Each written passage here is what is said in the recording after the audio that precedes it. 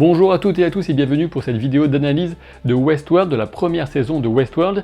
Il s'agit de la remise en ligne d'une vidéo qui date de l'époque de The Grand Est et la réalisation technique est assurée par Nicolas Cattard. Et vous aurez droit à cette introduction au début de chacune de ces prochaines vidéos qui seront remises en ligne pour répondre aux demandes de certains d'entre vous. Donc je vous souhaite un bon visionnage et à très vite. Salut.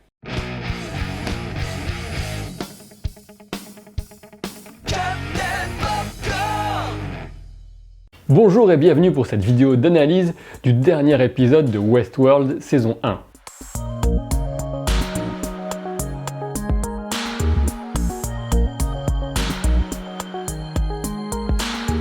Vraiment pas besoin d'apporter de nuances au fait que j'ai adoré cette première saison de Westworld qui a su faire entrer directement cette série au panthéon de mes séries favorites. Alors je vous préviens, je ne reviendrai pas en détail sur tout ce qu'on a vu dans ce très long dernier épisode d'1h30, mais je m'efforcerai de ne rater aucun des grands points principaux. Et surtout, ce qui est très important à savoir, c'est que nous consacrerons une seconde vidéo à ce grand final et à Westworld en général, une vidéo dans laquelle j'essaierai de répondre à vos questions, donc sous la forme d'une FAQ, et une vidéo qui permettra de réfléchir aux théories sur ce qui va arriver pour la suite. Et pour cette seconde vidéo, nous avons en tête de vous la proposer en direct.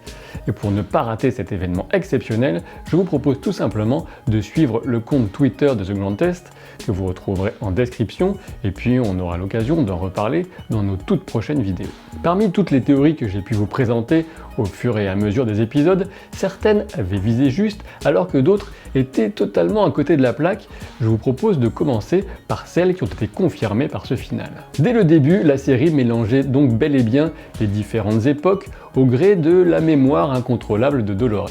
Mais puisqu'on parle de temps et de date, c'est le moment opportun pour vous évoquer la vidéo d'une caméra de sécurité qu'on peut trouver sur le site Delos Incorporated, et la date de cette vidéo permet de situer le présent du parc en 2052. Sur cette base, on pourrait donc déduire que les travaux préparatoires menés par Robert Ford et Arnold Weber avant l'ouverture du parc se seraient déroulés de 2014 à 2017 et que c'est en 2017 qu'auraient eu lieu les terribles incidents menant à la mort d'Arnold. Quant à l'aventure de Dolores, William et Logan, elle a donc lieu 5 ans plus tard, en 2022. Et pour ce qui est de la version homme en noir de William, ces différentes aventures dans le parc se seraient donc espacées au fil des 30 ans qui s'écoulent entre 2022 et 2052. Et puisqu'on parle du loup, une autre grande théorie enfin confirmée à l'écran concerne bien sûr l'identité de l'homme en noir, alias William.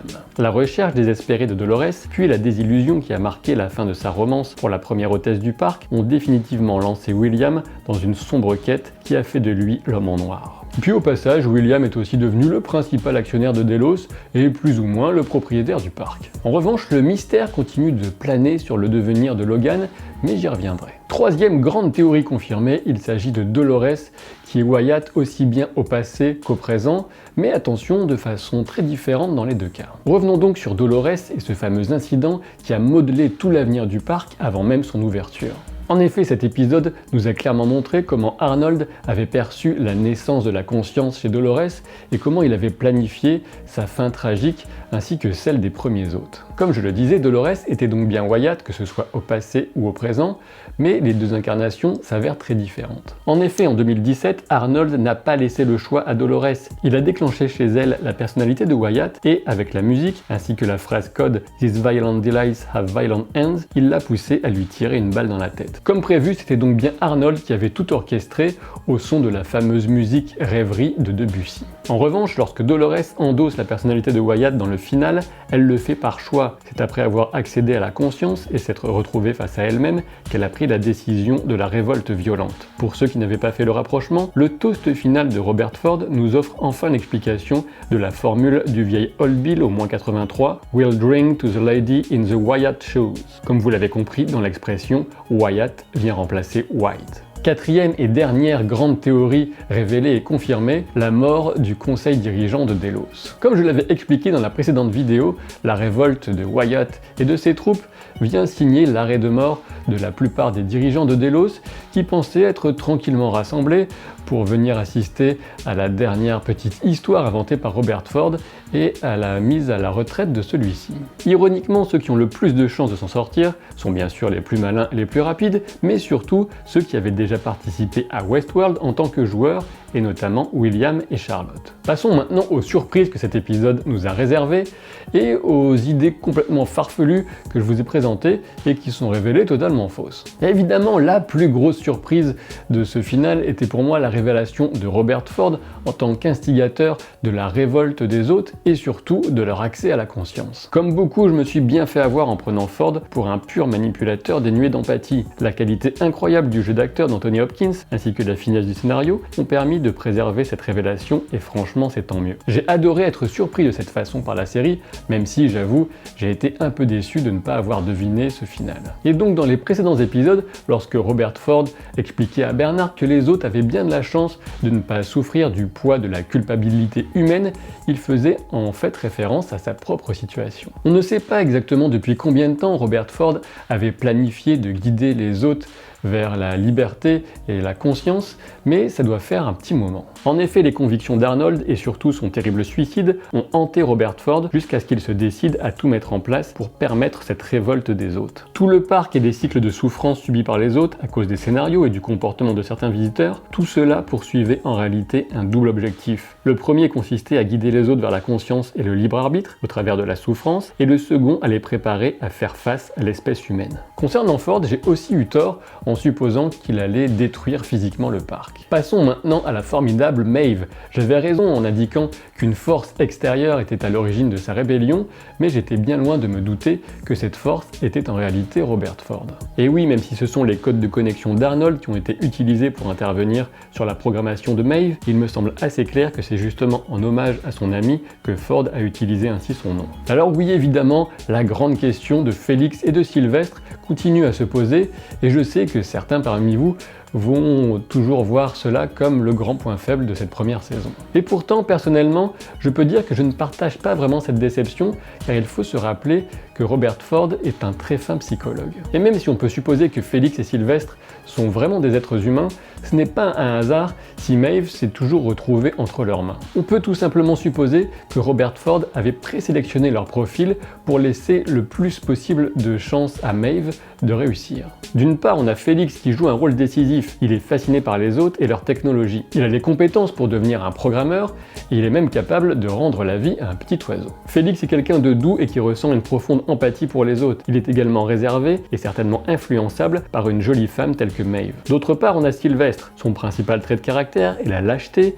et la déloyauté. Son objectif principal est de sauver sa peau coûte que coûte. Et que ça plaise à certains ou non quand je le rappelle, il faut bien se mettre en tête que des gens comme ça, dans la réalité, il en existe. C'est précisément cette combinaison de profils psychologiques qui était idéale dans le contexte de la libération progressive de Maeve et de sa prise de contrôle. Je suis sûr que c'est Robert Ford qui est derrière tout ça. Quant à l'origine de ce scénario distinct pour Maeve, je pense que Robert Ford en a eu l'idée 1 an auparavant lorsqu'il a vu les effets qu'avait eu sur elle l'attaque de l'homme en noir. À ce moment-là, je suppose que Ford devait déjà fignoler les préparatifs de son grand plan d'émancipation des autres. Certes, l'évasion de Maeve permet notamment d'occuper la sécurité du parc, néanmoins, je pense que ce n'était pas le seul objectif de Ford pour le personnage incarné à merveille par Thandie Newton. Je pense qu'il a voulu s'assurer qu'au moins un de ses enfants pourrait quitter le parc en pleine connaissance de cause. Même si, jusqu'à cet instant fatidique, tout n'était que scénario, Maeve devient enfin pleinement libre lorsqu'elle prend la décision de sortir du train et de partir à la recherche de sa fille. Une petite question demeure toutefois au sujet du sac que Maeve avait emporté dans le train et qu'elle y laisse. Est-ce que ce sac avait une importance? Est-ce qu'il est piégé? Peut-être qu'on le saura dans la saison 2. Parmi les théories fausses, j'ai quand même envie de revenir sur l'homme en noir alias William. J'avais imaginé pour lui des motivations plus nobles, notamment l'objectif ultime de faire accéder Dolores à la conscience, voire même de lui permettre de véritablement vivre son amour pour Teddy. Je m'étais complètement trompé, de toute évidence, et je suis un peu déçu que William semble au final moins organisé et moins intelligent que je ne l'espérais. Eh oui, William n'avait aucun grand plan et il ne jouait pas du tout dans la même ligue que Robert Ford. On peut même dire que William a été totalement instrumentalisé par Ford. En effet, le dernier élément qui a permis à Dolores d'accéder à la conscience, c'est l'immense chagrin d'amour qu'elle ressent en comprenant que le William dont elle est tombée amoureuse était devenu un monstre égocentrique. En résumé, William n'était que le plus hardcore de tous les hardcore gamers de Westworld. Il était très premier degré, et s'il souhaitait la liberté des autres, c'était juste pour accéder au niveau de difficulté ultime du jeu. Cette déception vis-à-vis de William est directement corrélée à ma plus grande déception, celle qui concerne le fameux labyrinthe. Attention, je parle de déception, mais je vous rappelle que j'ai adoré la série de manière générale, et notamment ce dernier épisode. Néanmoins, la principale faiblesse résidait pour moi dans la définition finalement assez triviale de ce labyrinthe. Franchement, on nous a fait rêver sur sa signification dès le début, avec ce dessin mystérieux gravé dans le scalp des hôtes. Au final, ce maze n'était presque qu'un miroir aux alouettes, voire une tautologie d'un point de vue humain. En résumé, le labyrinthe, c'est simplement que l'origine de la conscience et du libre arbitre consiste à se retrouver face à soi-même. C'est ce que découvre Dolores quand elle comprend qu'elle est en réalité son propre guide et qu'aucune puissance extérieure ne peut lui dicter comment agir pour être libre. Alors oui, c'est vrai, on nous avait prévenu depuis le début, le labyrinthe est fait pour les autres, pas pour les visiteurs. Mais j'aurais quand même préféré une révélation à la fois plus concrète dans la série et plus mystique dans sa portée. Par exemple, un lieu inquiétant dans lequel Dolores aurait pu cheminer comme une sorte de métaphore du parcours dans sa propre conscience. Avec en plus, pourquoi pas, une sorte de révélation provenant d'une conscience immatérielle, quelque chose de mystérieux et de mystique, un peu à la Akira. Mais bon, à la place, on a un jouet pour enfants, celui qui était le favori de Charlie, le fils d'Arnold. Alors oui, j'apprécie l'ironie du message, mais la désillusion de l'homme en noir a aussi été la mienne. La révélation de l'existence d'un autre parc, celui-là consacré au Japon féodal, était aussi une surprise, mais cette fois vraiment une bonne. Je sais bien que le film original de 1973 comportait 3 univers, le western, la Rome antique et l'Europe médiévale, mais je ne pensais pas que la série reprendrait ce principe de déclinaison. Alors avec le symbole SW, je suppose que cet autre monde s'appelle Samurai World, mais juste pour la déconne, j'ai envie qu'on l'appelle ensemble Sushi World. Et la révélation de Sushi World survient donc grâce à la bande de Maeve et leur périple en coulisses. Au sujet de ce thème, Jonathan Nolan a souligné qu'il s'est fait plaisir en jouant sur les liens forts existants entre certains westerns et certains films de samouraï. En effet, on sait que les 7 mercenaires est l'adaptation des 7 samouraïs, tout comme pour une poignée de dollars en est une autre de Yojimbo. Personnellement, j'adore le Japon médiéval et j'espère vraiment que la saison 2 permettra d'explorer ce monde. L'avant-dernière grande théorie foireuse que je vous ai présentée concerne les origines de Dolores et Teddy et le thème du transfert de conscience. Et bien entendu, j'étais à côté de la plaque donc pour Dolores, que je pensais être la femme humaine, l'épouse de Robert Ford.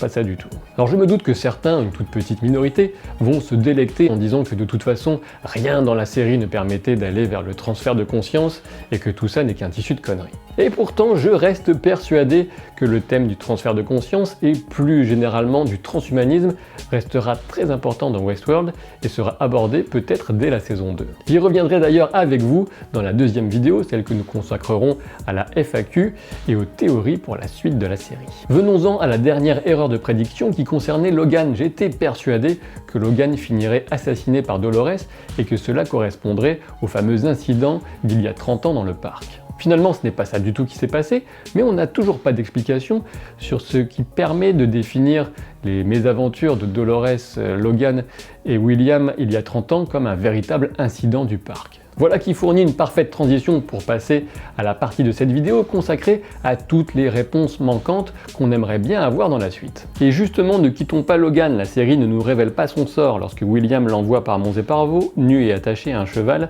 avec une plume noire. Cette plume de corbeau ou de corneille semble a priori correspondre à une symbolique funeste, mais peut-on vraiment être sûr que Logan est mort? Je ne sais pas, certes William est devenu le principal décisionnaire de Delos et il a épousé Juliette. Toutefois, dans le discours de William à Logan, on comprend surtout qu'il cherche à décrédibiliser son futur beau-frère. Il est donc envisageable que finalement Logan ait été retrouvé, nu et à moitié délirant, toujours attaché à son cheval, et que son comportement a été jugé suffisamment bizarre et aberrant pour que son père n'ait plus confiance en lui et confie les rênes de Delos à William. Passons au point mystérieux suivant, celui des fameux travaux menés par Robert Ford.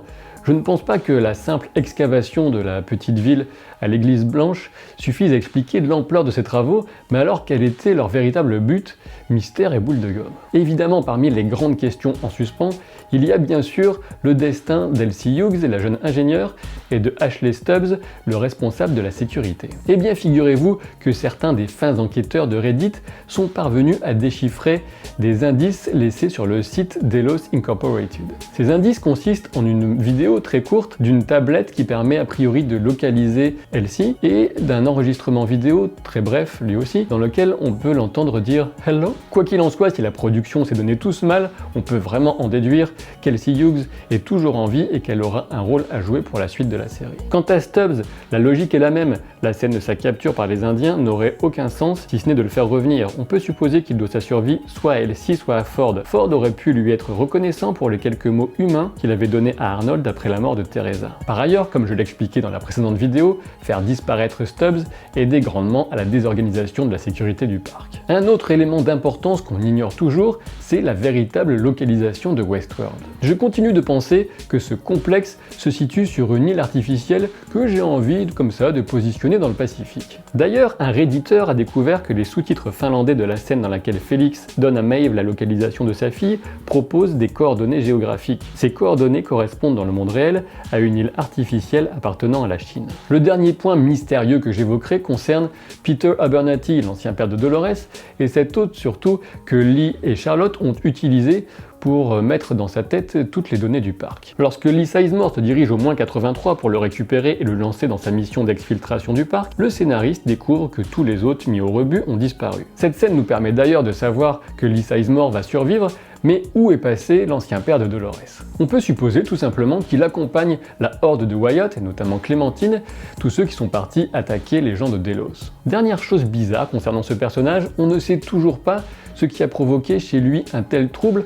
lorsqu'il a trouvé la photo de Juliette, cette photo que William a perdue au passé et qui aurait fini par hasard dans le ranch de Peter Abernathy. Mais ce qui est assez drôle au sujet de cette photo de Juliette, c'est qu'elle provient en réalité de la base Getty Images. La femme mannequin a donc découvert par hasard que son image avait été utilisée dans Westworld. Énorme. Je vous propose maintenant d'évoquer les différents clins d'œil et les inspirations qui ont émaillé ce dernier épisode d'anthologie. Commençons par la musique qui a joué un rôle important aussi bien dans l'ambiance que dans l'intrigue de cette magnifique première saison. Et c'est à nouveau Radiohead avec une reprise de Exit Music for a Film qui marque un moment crucial, celui qui voit Dolores approcher de Ford avant de l'abattre. Cette chanson avait été composée initialement pour le film Roméo plus Juliette. Elle correspond parfaitement au contexte avec la fin de l'histoire entre Dolores et William et surtout ses paroles évoquent une prise de liberté vis-à-vis d'un contrôle insupportable. Si vous n'avez pas encore vu la scène qui arrive après les crédits de ce dernier épisode, mettez vite cette vidéo sur pause et allez la regarder. Cette scène de la géniale armistice arrive comme un petit plaisir coupable qui vient néanmoins souligner la grande question de l'incompétence et de la stupidité des gardes. Les gardes sont-ils des humains ou des hôtes? Je ne sais pas, mais on peut en partie expliquer leur inefficacité par le fait que le parc n'a finalement jamais été confronté à un tel problème. On peut aussi se demander si les modifications apportées à la sécurité par Robert Ford puis par Maeve n'a pas tout simplement impacté les gardes si ce sont des hôtes. Puisqu'on revient à Maeve, il y a un autre clin d'œil très sympa directement destiné aux spectateurs lorsqu'elle embarque dans le train. En effet, l'annonce qui retentit alors sur le quai remercie les voyageurs pour leur visite de Westworld et indique que le train va partir dans 15 minutes. Or, 15 minutes, c'est précisément le temps qu'il reste alors jusqu'à la fin de l'épisode. Autre clin d'œil cette fois à Jurassic Park, un clin d'œil qui se cache dans un dialogue entre Dolores et William en version Man in Black. Dans ce dialogue, Dolores évoque une époque où la Terre était parcourue par des bêtes grandes comme des montagnes, mais dont il ne reste maintenant plus que des os et de l'ambre. Ce faisant, elle compare William à un dinosaure d'Hécatie, mais elle fait aussi référence à l'ambre qui avait préservé le moustique et donc le sang de dinosaure à l'origine de leur clonage dans Jurassic Park, l'œuvre la plus célèbre de Michael Crichton, à qui on doit bien sûr le film original Westworld. Terminons avec un peu de culture et la mort de Dieu selon Nietzsche. Et bien sûr, dans Westworld, Dieu c'est Robert Ford. Ainsi, en le tuant, Dolores accède non seulement à la liberté, mais elle incarne aussi par différents aspects subtils la qualité surhumaine si chère aux philosophes. Souvenez-vous d'ailleurs que dès l'épisode 3, je soulignais la présence sur le bureau de Robert Ford du livre de Nietzsche, Par-delà bien et mal, prélude d'une philosophie de l'avenir. Cet ouvrage traite de l'avènement d'un penseur libre qui viendrait rendre du sens à l'existence en créant des valeurs nouvelles. Et on arrive à la conclusion de cette vidéo. Comme je vous l'ai dit, nous consacrerons une seconde vidéo pour répondre à vos questions et évoquer les grandes théories sur la suite de Westworld. Et c'est maintenant que je prends mes notes pour évoquer avec vous certaines de ces grandes questions auxquelles nous essaierons de répondre dans cette prochaine vidéo. Robert Ford est-il définitivement mort? Et va-t-il revenir sous la forme d'un hôte? À quoi correspond le grand projet de Delos? Que peut-on attendre d'une saison 2 qui sera placée, selon Jonathan Nolan, sous le signe de la folie et de la transcendance? Jusqu'où Maeve ira-t-elle pour récupérer sa fille? Et enfin, quelle place peut-on envisager dans le futur pour des personnages tels que Teddy, Bernard, William et Charlotte? On sait que malheureusement la saison 2 n'arrivera pas avant 2018, mais ce délai correspond à l'exigence de qualité de Lisa Joy et de Jonathan Nolan, une exigence partagée par la chaîne HBO. Selon Ed Harris, le tournage pourrait ne commencer qu'à l'été 2017, donc l'été prochain, sachant que les scénaristes ont vraiment commencé à travailler dur sur le scénario de la saison 2 depuis environ 10 semaines. Il est impossible pour le moment de deviner à quelle période de 2018 la deuxième saison sera diffusée, mais ce qu'on peut dire, c'est que HBO fera évidemment tout pour ne pas diffuser Westworld en même temps que Game of Thrones. En gros, il va falloir être patient. Et voilà, j'espère que ça vous aura plu. Pour ce qui est de la mise en ligne des vidéos d'analyse des prochains épisodes de cette première saison, j'essaierai de garder un rythme assez soutenu, mais sans inonder ceux qui n'ont pas forcément envie de voir ces vidéos remises en ligne. Donc je vous dis à très bientôt, et puis si vous cherchez les t-shirts, vous les trouverez en description des vidéos. Salut!